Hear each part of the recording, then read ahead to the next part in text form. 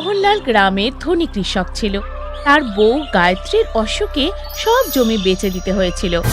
সেই জন্য উনি ওনার ঘরের সামনে পরোটার দোকান খুলেছিলেন এবং খুব তাড়াতাড়ি ওনার ব্যবহার আর সুস্বাদু পরোটা গ্রামের লোকেদের খুব ভালো লেগে গেল। সুমিত্রা আর রাজু স্কুলের সামনে একটা পিৎজার দোকান হয়েছিল, যার প্রচার রেডিও, খবরের কাগজ, হ্যান্ডবিল আর পোস্টার লাগিয়ে তোড়জোড় করে করা হয়েছিল। ভাই, আমি কাল পিৎজা খেলাম, কি ভালো পিৎজা ছিল। আমি আর আমার বাবা কার পার্কিং এ পিৎজা অর্ডার করার পরে 1 ঘন্টা অপেক্ষা করেছি, তারপর আমরা পিৎজা পেয়েছি। আচ্ছা, এত ভালো খেতে পিৎজা? তা নাই তো কি, তোমাদের তো গার্ডরা ঢুকতেও দেবে না। ঢুকতে দেবে না কেন? আরে ওটা তোমাদের বাবার মতো তো ফুটপাতের পরোটার দোকান না যে যে কেউ চলে যাবে। ওই দোকানের একটা স্ট্যাটাস আছে, বড় লোকরা তাদের গাড়ি নিয়ে দাঁড়িয়ে থাকে, তারপরেই তারা পিৎজা খেতে পারে, বুঝেছো? রকির কথা শুনে সবাই হাসতে থাকে। সুমিত্রা পরোটা নিয়ে মজাটা একদম পছন্দ করেনি। রাজু যখন স্কুল থেকে বাড়ি যাচ্ছিল তখন পিৎজার দোকানে লোকের ভিড় দেখে দাঁড়িয়ে পড়ে।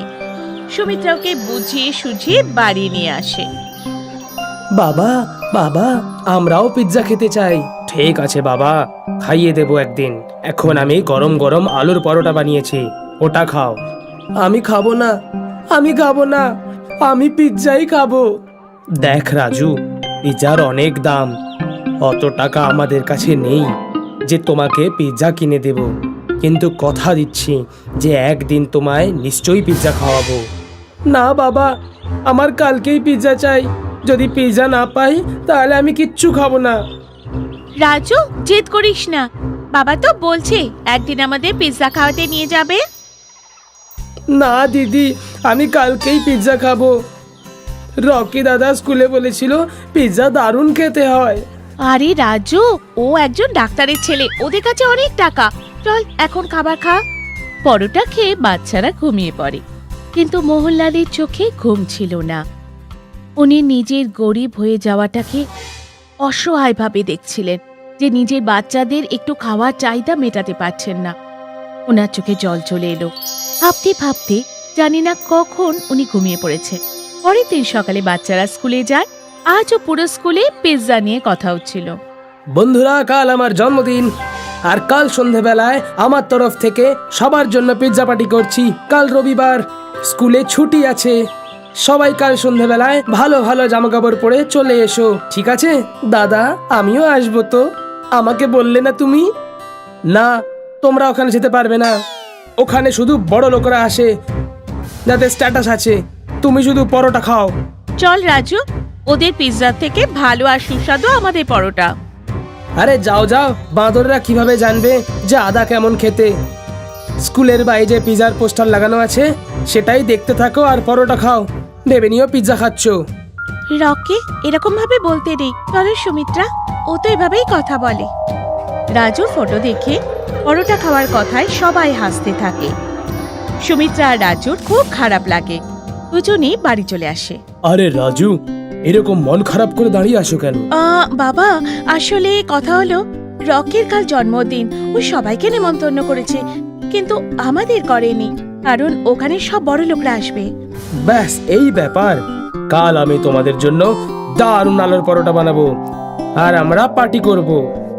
আমি পরোটা খেতে চাই না, আমি শুধু পিৎজা খেতে চাই, আমার পিৎজা চাই। বাবু, আমি বললাম তো যে এখন আমার কাছে তোমাদের মাইনে দেবারও টাকা নেই, পিৎজা কোথা থেকে খাওয়াবো? এটা বলে মোহনলাল চোখে জল নিয়ে বাড়ির বাইরে পরোটার দোকানে চলে এলো। রাজু, তোমার এরকম বলা উচিত হয়নি। পিৎজা জেদ ছেড়ে দাও ভাই, যখন টাকা আসবে আমরা নিশ্চয় পিৎজা খাবো। এখনো অবধি আমাদের কাছে কি টাকা আছে? সবাই নতুন নতুন জামা কাপড় পরে আর আমরা 2 বছর ধরে একই জামা পরি। আমরা কি কোনোদিন পিৎজা খেতে পারবো না দিদি? এরকম কথা নয় ভাই, আমরা একদিন নিশ্চয় পিৎজা খাবো। সেদিন রাতে রাজু খাবার খায়নি, পরে কেউ খাবার খায়নি। সকালে মোহনলাল উঠলো আর বাজারে চলে গেল। ফিরে এসে দেখলো রাজু তখনও ঘুমিয়ে আছে। সুমিত্রার থেকে জানতে পারলো যে রাজু এখনো রেগে আছে, আজও খাবার খায়নি। ওঠো বাবু, আজ আমি তোমাদের পরোটা পিৎজা খাওয়াবো, চলো ওঠো। বাবা, আমি বলেছি তো যতক্ষণ না পিৎজা পাবো আমি কিচ্ছু খাবো না। মোহনলাল পরোটার মধ্যে চিজ, ফ্রুটস আর স্যালাড দিয়ে পিৎজা বানায়, কিন্তু হাজার বোঝানোর পরেও রাজু খেতে চায় না। সুমিত্রাও অনেক চেষ্টা করে রাজুকে বানানোর, কিন্তু পারেই না। আজ রাতেও সবাই না খেয়ে ঘুমিয়ে পড়ে। মাঝরাতে রাজুর খুব খিদে পায়। ও রান্নাঘরে গিয়ে রেখে দেওয়া পরোটা পিৎজা খেয়ে নেয়। ওর খুব ভালো লাগে আর পরোটা পিৎজা খেয়েই যায়। মোহনলাল লুকিয়ে লুকিয়ে ওর খাওয়া দেখে। সকালে উঠে মোহনলাল বাজারে চলে যায়। ফিরে এসে সুমিত্রাকে ডাকে। সুমিত্রা, ও সুমিত্রা, হ্যাঁ বাবা, আসছি। এই নে টাকা, আর স্কুল থেকে আসার সময় পিৎজা নিয়ে আসিস। বাবা, টাকা কোথা থেকে এলো? এসেছে কোথাও থেকে। আর হ্যাঁ, আমি টিফিনে পরোটা পিৎজা রেখে দিয়েছি, খেয়ে নিস মনে করে। সুমিত্রা যখন বাড়ি থেকে স্কুলের জন্য বেরোচ্ছিল তখন বাবার সাইকেল বাইরে ছিল না। বুঝতে দেরি হয়নি যে বাবা সাইকেল বিক্রি করে টাকা এনেছে। সুমিত্রা রাজু স্কুলে পৌঁছে যায়। স্কুলে কাল রকের পিৎজা পার্টি নিয়ে কথা হচ্ছিল। সবার মুখে শুধু পিৎজার কথা। টিফিনে সুমিত্রা আর রাজু পরোটা পিৎজা খাচ্ছিল। ওখানে রীতা আসে। আরে, তোমরা এটা কি খাচ্ছ? এটা আমাদের বাবা বানিয়েছে, পরোটা পিৎজা। হ্যাঁ, এই স্পেশাল ডিশ বাবা বানিয়েছে। নাও, তুমিও খাও, খুব ভালো খেতে। আরে বাহ, দারুণ পরোটা পিৎজা বানিয়েছে তো। এটা তো দারুণ পরোটা পিৎজা। এসো সবাই দেখো পরোটা পিৎজা। কাল পার্টি পিৎজা থেকেও অনেক বেশি ভালো খেতে। সুমিত্রা প্লিজ, আমাকেও এক টুকরো দাও না। হ্যাঁ হ্যাঁ রকি, এই নাও। বাহ, সত্যি দারুণ খেতে এটা পরোটা পিৎজা। এরকম তো আমি জীবনেও খাইনি। শিগগিরই পুরো গ্রামে পরোটা পিৎজার কথা ছড়িয়ে পড়ল। সুমিত্রা ওর বাবাকে পরোটা পিৎজা বানানোর কথা বলল। এখন ওদের দোকানে প্রচুর ভিড় হতে শুরু করলো। পিৎজার দোকানে গ্রাহকদের সংখ্যা ক্রমশ কমতে লাগলো। পিৎজার দোকান প্রায় বন্ধ হতে যাচ্ছিল। তখনই একদিন পিৎজার দোকানের মালিক নিজে মোহনলালের কাছে এলো। মোহনলাল বাবু, আপনার পরোটা পিৎজার খুব নাম শুনেছিলাম, আজ টেস্টও করলাম। সত্যি দারুণ খেতে। তোমার হাতে তো জাদু আছে।